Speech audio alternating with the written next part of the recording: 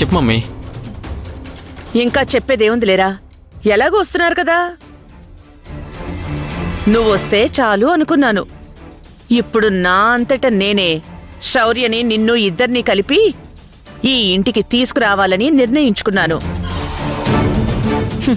మీ ప్రేమని నేనెందుకు కాదనాలి, మిమ్మల్ని నేనెందుకు బాధ పెట్టాలి? I know mummy, I love you so much. సరే, ఈ 4 రోజులు జాగ్రత్తగా ఉండు. ఆ తర్వాత ఎలాగూ మన ఇంటికి వచ్చేస్తావు కదా.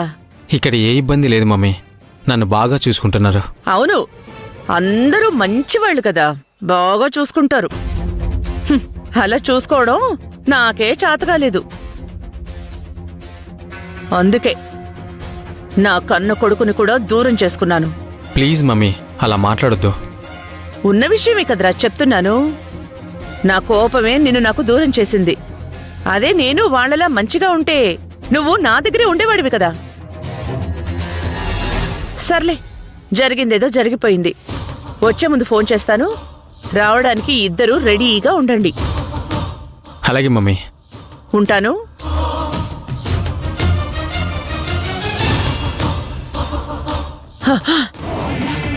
వస్తాము వస్తాము అని ఎంత ఆనందంగా చెప్తున్నావురా. రండి.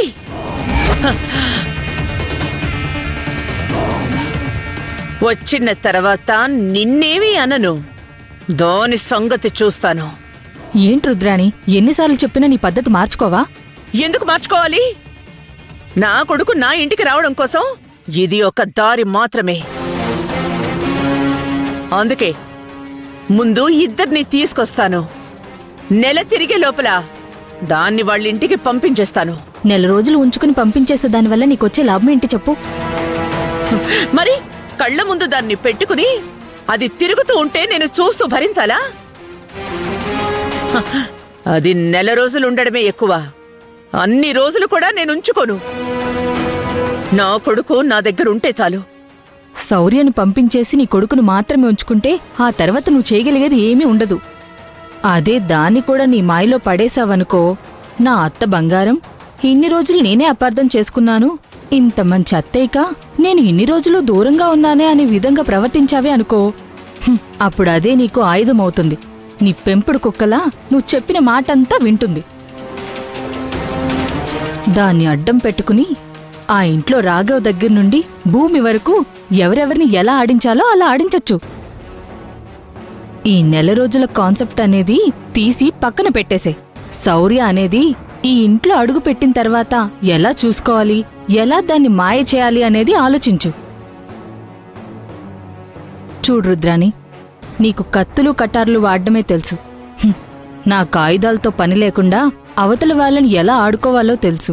కత్తిదేముంది, గుచ్చితే నెత్తురొస్తుంది, కస్తిరా పొడిస్తే ప్రాణం పోతుంది.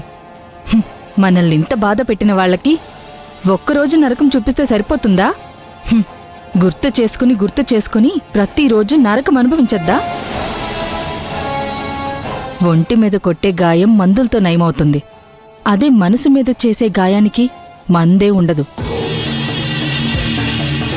రాచపుండులాగా లోపలే తినేస్తుంది, ప్రాణం తీసేస్తుంది. శౌర్యని వాళ్ళని ఆడుకోవడానికి వాడుకో. మళ్ళీ నేను నీకు చెప్పేదొక్కటే, వచ్చిన అవకాశాన్ని తిరిగి పంపిస్తావో, వాడుకుని ఆ కుటుంబాన్ని సర్వనాశనం చేస్తావో నీ చేతుల్లో ఉంది. నువ్వు ఎలా వాడాలన్నది నేను చెప్తాను. నా మాట వింటే నీ పగ తీరుతుంది, నా పగ తీరుతుంది.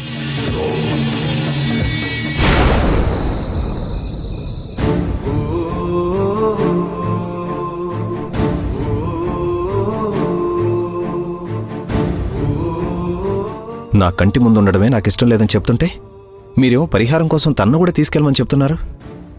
నా వల్ల కాదక్క, తనొస్తుందంటే నేను వెళ్ళను. అలా అంటే ఎలారా? పరిహారం చేయాలంటే మీరు నలుగురు వెళ్లాలని జ్యోతిషుడు చెప్పాడు కదరా. ఎలా వెళ్ళమంటావమ్మా? ఇష్టం లేని మనిషిని వెంట పెట్టుకుని ఎలా తిరగమంటావు? తనని ఎప్పుడెప్పుడు ఇంట్లో నుంచి పంపించేద్దామని మనం చూస్తుంటే తనతో అటుపో ఇటుపో అని మీరంటున్నారు.